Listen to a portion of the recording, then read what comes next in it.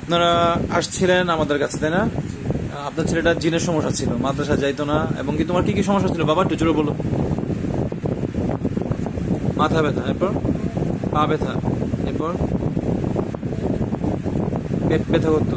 আচ্ছা, মাদ্রাসা যেতে মন চাইতো না, তাই না? রাত্রে ভয়ঙ্কর স্বপ্ন দেখতা, জিনেরা সমস্যা করতো, তাই না? না, আমাদের এখানে আসার পরে আলহামদুলিল্লাহ আল্লাহ রাব্বুল আলামিন যে কোরআনের, এখানে তো কোরআন দিয়ে চিকিৎসা করি আমরা, কোনো ফল পাইছেন? পেয়েছেন? মানে সুস্থ হইতেছে, তাই না?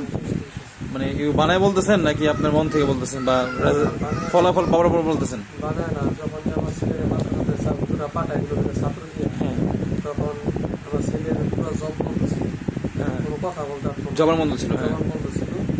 তখন ওই অনেক কথা জিজ্ঞাসা করতাম, কথা বলতো না। তাহলে একবার আমার ইশারা দিয়ে দেখাইলো যে এইগুলো ব্যথা করে কথা বলতে হবে। আর গেল মাথা দিয়ে ছুড়ায় আর এমন করে ইশারা আর কি বুঝায়, কথা বলতে পারে না। পরে এইভাবে অন্যখানে দিয়েছিলাম, নেওয়ার পর থেকে চিকিৎসা মিশা করার পরে জবানটা একটু কমছে। আচ্ছা যখন কমছে পরে কথা বলে, খায়, সবার আচ্ছা, হ্যাঁ, সবার সাথে কথা বলে, ছোট ভাই বোন আছে তাকেও আদর করে। কিন্তু আমার মার কত করবো, সুস্থ আবার কখন করবো, অসুস্থ, মানে পরিপূর্ণ সুস্থ হয় নাই। হয় নাই। আবার বলতো বলতো যে আমি আর কয়দিন বাঁচুন, আমি বাঁচুন। আবার দাদিরা বলতো, দাদি আমি যদি যাই গা দিদি তুমি আমার টানবা। আচ্ছা আচ্ছা আর কাল আমার বলতো মোটালা গাড়ি কিনা দিবা, আর রিমোট নিয়ে এমনি খেলতো। আচ্ছা হ্যাঁ, আর হয়তো আমি গাড়ি চালালে আমার মাঝে টেকা দিত। আচ্ছা আচ্ছা, এখন বলেন। এসব কথা বলতো। এরপরে এই আরেক জোরে দেখাচ্ছিলাম, দেখানোর পরে ওই আপন তাবল খাওয়া বন্ধ হয়ে আসলো, কিন্তু প্রচুর পরিমাণে ঘুম, মাথার ব্যথা, শরীর দুর্বল, ঘুম কাটে না। ওনারা তাবিজ দিছিল, তাবিজ দিচ্ছিল, সেই তাবিজেও মানে এই সমস্যাগুলো সমাধান হয় নাই, সমস্যা পুরো আকারে পরিপূর্ণ সমস্যা সমাধান হয় নাই। হ্যাঁ, হয় নাই। পরে আমার চাষ করবো, হ্যাঁ, উনি আমার এখানকার ঠিকানা দিচ্ছে, আমার ঠিকানা দিছে।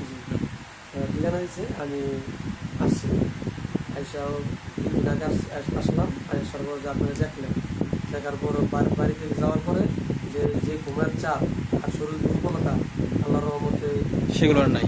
ওগুলো আর নাই। এখন সুস্থ, এই 3 দিন পরিপূর্ণ সুস্থ ছিল, স্বাভাবিকভাবে কথা বলতে বলছে, খাইছে লইছে। আর নানিগো বাড়িতে 1 লাখ 2 দিন গেছে। হ্যাঁ, আগের মতো স্বাভাবিক দেখতে স্বাভাবিক।